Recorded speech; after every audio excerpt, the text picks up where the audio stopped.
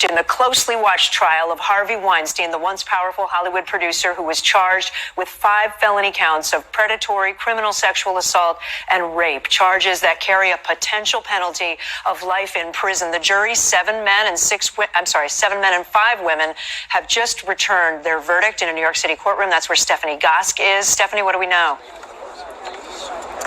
Well, Kate, Harvey Weinstein has been found guilty of first-degree criminal sexual acts. He's also found guilty of third-degree rape. He has not been found guilty. He is not guilty on the most serious charges in this case, predatory sexual assault. These are the charges that could have carried a sentence of 25 years to life.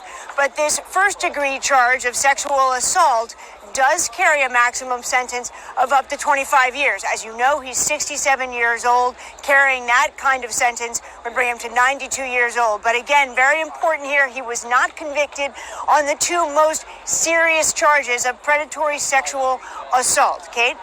But Stephanie, it is very newsworthy that he's convicted on these 2 counts. I mean, this is really a seminal case that's been watched across the country. It will have shockwaves.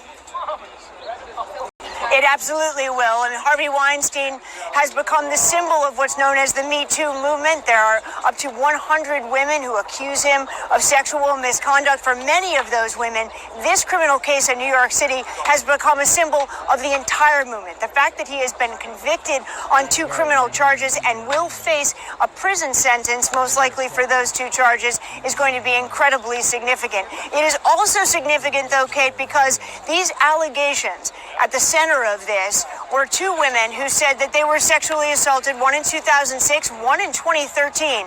They did not tell police at the time. They did not tell friends contemporaneously at the time. There was no physical evidence. The fact that you have guilty charges here is going to send a message across the country about whether or not victims should come forward with these kinds of sexual assault allegations. It could change the way that these cases are handled and prosecuted across the country, because it is, up until this point, been quite rare for a case like this to end up in criminal court. Okay? And Stephanie, the defense really largely rested on arguing that these women had ongoing relationships with Harvey Weinstein even after the alleged incidents, and now these, the guilty convictions, even though they had those relationships.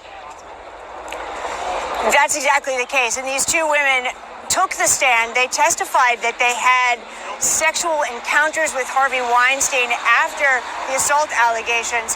In the case of Jessica Mann, the third-degree rape charge that Harvey Weinstein's been found guilty of, she testified to having a years-long relationship with Harvey Weinstein, including emails and text messages. This was something that the defense focused on very heavily. The prosecutors, however, brought in a forensic psychiatrist, the same forensic psychiatrist who testified in the Bill Cosby case, to say that victims of sexual assault don't behave or react in any textbook kind of way, that they have a multitude of different reactions, and just because they maintained a relationship does not mean in the end that assault did not take place, Kate.